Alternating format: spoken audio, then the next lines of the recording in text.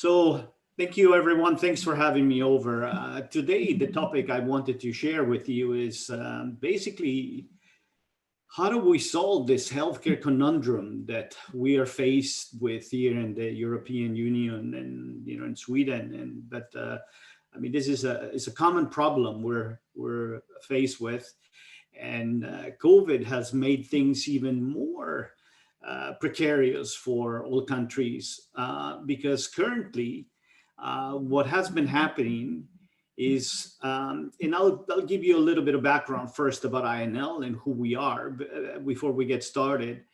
But I mean, INL is it's an intragovernmental institute for nanotechnology and extremely modern facility for research and innovation in nanotechnology. And one of the areas that we work with a great deal is healthcare, right? Developing different types of sensors, drug delivery mechanisms using nanotechnology, detecting mechanisms, antibacterial, antiviral, detecting and so on. And cancer, you can actually, we have one of our spin-offs, Ruby Nanomed, where you're able to detect cancer biomarkers in bodily fluids 6 months to a year before you actually have symptoms. So a lot of really cool things in different industry sectors. It's not just healthcare. I mean, we're doing sensors for manufacturing, for energy, for batteries, for agriculture, and just a slew of areas, right? What we do is we solve problems. And as you know now, with 5G coming in around the corner and 6G already being talked about by some of the equipment providers, network equipment providers like Ericsson and Nokia,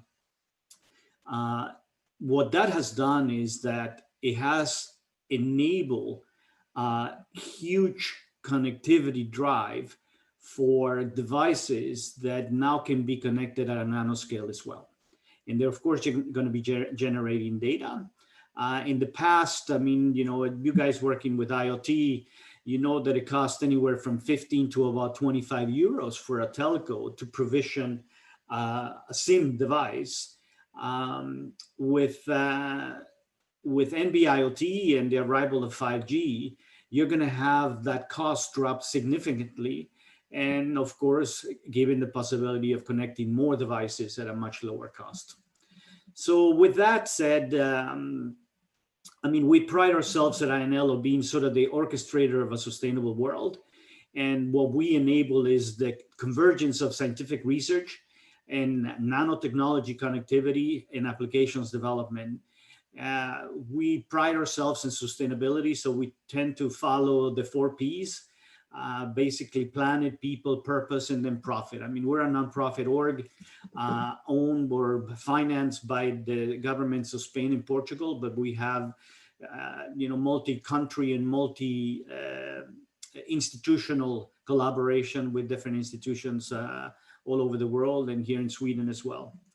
The conundrum, I mean, what I was saying earlier is that here in the EU, we're spending right now about 98% of the budget for healthcare to treat the sick. And that's no longer sustainable. And if you add to the equation the migration factor and the flux of COVID, that budget is overstretched. And as you recall, for the last 2 administrations here in Sweden, the healthcare budget was actually cut quite much, right? So what we need to do to flip things around is to actually flip the pyramid upside down and spend a great deal of that money to treat the healthy so that they don't get sick.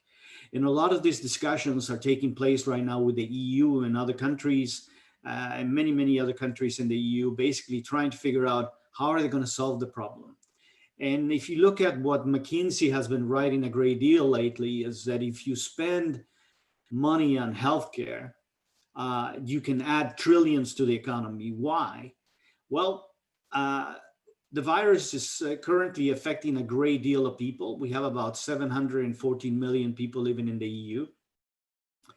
And even though we have a high infection rate, it's the asymptomatic patients that are the worrisome thought for the EU, because there are many people that are asymptomatic.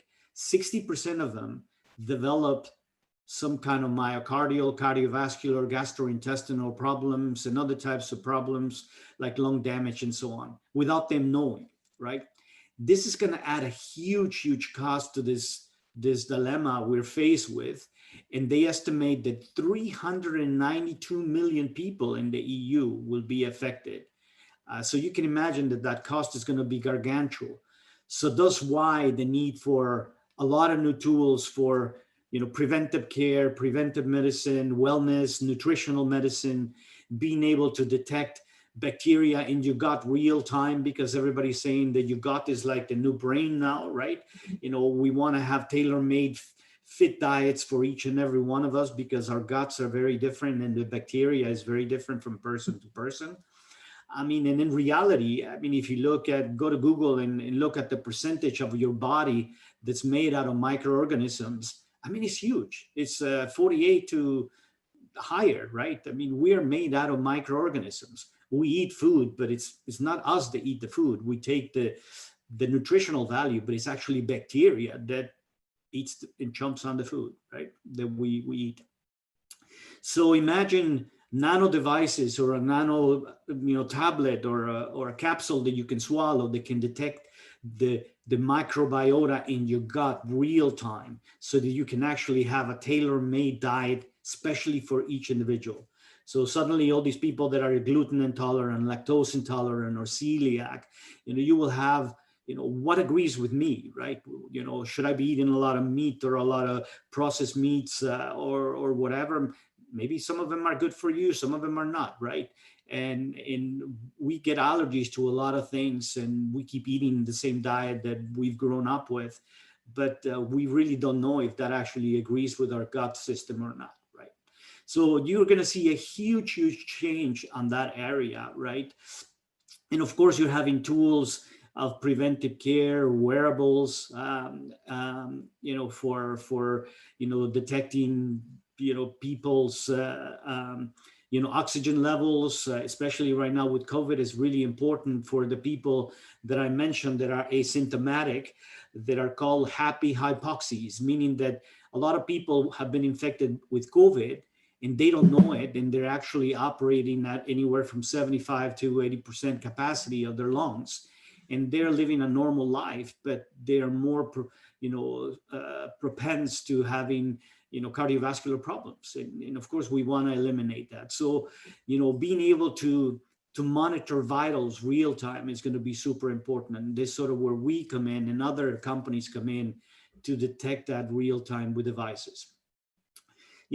Technology, nanotechnology, IoT is taking a huge role on that, right? If you look at what's happening with diabetes, right? Being able to monitor insulin real time. And there are already a lot of cases with home care where, if a person gets a diabetes shock, they can actually die within a couple hours, right? So being able to actually go and take care of this person real time, it's going to take a lot of collaborations with companies like yours and others. Think of Assa Abloy with their locks and working with the home care in the different municipalities, and Assa Abloy to being able to unlock things, but Essity with their connected diapers, and there's a slew of companies that can play in this ecosystems, and it's really all about ecosystems and getting the value of all these connected devices, and you guys driving this technology and assembling it and putting it all together. But what we're going to see now in the future is a slew of connected devices at a nanoscale, right? We're working, as I said before, on detecting bacteria, but viral mitigation. Currently, we're a few weeks away for clinical trials on a device that would allow you to test yourself every morning for COVID. Basically blow every morning, you blow on the device, you change the cartridge, you give it to your kids, they blow on it, and then everybody gets a certificate that you're okay to go to work or you're okay to go to school. That's going to be especially useful for the airlines, right? And the airport authorities, because the travel sector is in shambles right now. And if we don't help them, we are going to have to pay the price, because a lot of these companies are government owned. The airports are infrastructure and government owned. And if they go belly up, we have to pay, and not only us, but our kids and their kids, because that debt bill is going to be huge. So we need to do something to help out that area.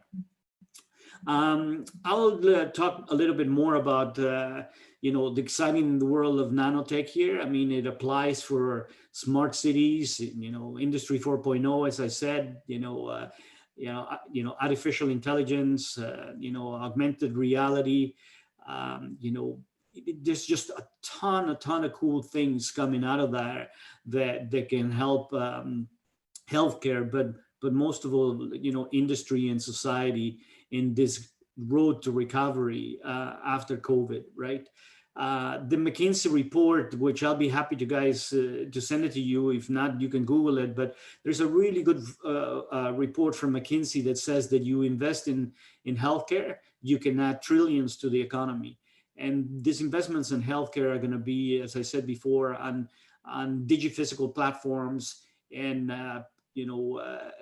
doing more with less, remote type therapies, rehab, and so on. It's changing dramatically and fastly in that sector.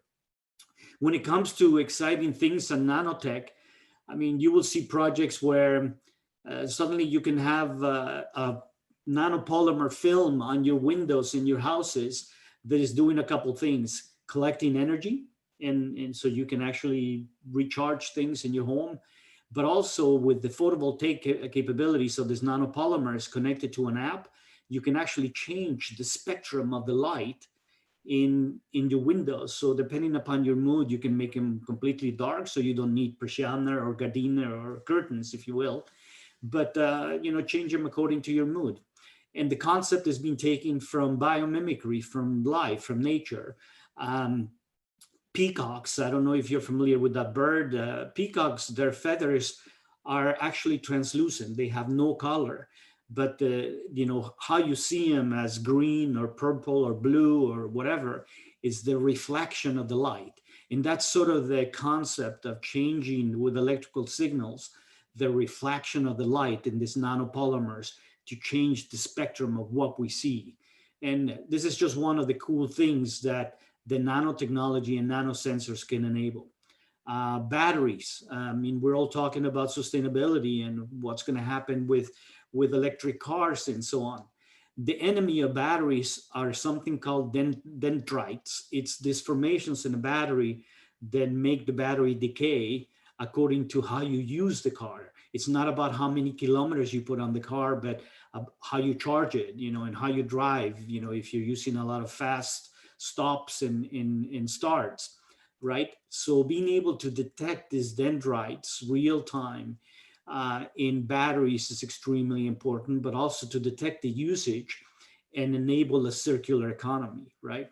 So, and the same goes for fuel cells, for hydrogen fuel cells and so on.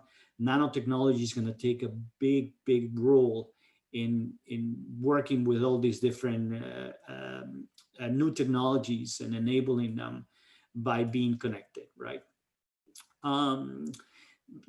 Things like blockchain and authenticity, more and more companies are looking at outcome-based business models, because it's not so much about the devices you're connecting, but what you're going to do with the data. So we're seeing more and more vineyards, and in my former life, I worked in a couple, actually 3 really exciting projects, 2 in Bordeaux and 1 in the Champagne region, where the companies, these companies connected everything on the vineyard. And they actually, since they were big conglomerates, they went to a lot of the other smaller farms or vineyards in the area, and they basically said, look, we will finance the IoT connectivity for everything that has to do with growing grapes and making wine. And we will pay for that, but the data is ours. So now what these guys are doing is selling a subscription for that perpetual licensing of the data that's coming out of there. and basically going to other countries and saying, look, you want to make French wine as good as our Bordeaux wines, buy our data. And the same thing with champagne, right? This vineyard, big conglomerate out of Reims in France, they're also doing that. So again, IoT, nano IoT sensors for agriculture, huge, huge potential. So the reason I'm mentioning this is that it's not just about healthcare. It's about everything to do with industry and society. Recently, we got an exciting project. It's not under NDA, but it's with NASA, and we're making these tiny little nanostructures for their rockets for the mission to Mars. The whole idea is not to take fuel, but to use black matter or plasma to go through these nano little cones that we will make. And imagine having 10 million nano cones in one square centimeter of space. So basically what they will have is an array of hundreds of billions of little nano cones as the little propulsion engines. So let's just give you an idea, guys. How am I doing in time, Lars? I don't hear you. You have half a minute left. All right. Well, I'll stop it at that. I had a little video to show you, but you saw the video earlier.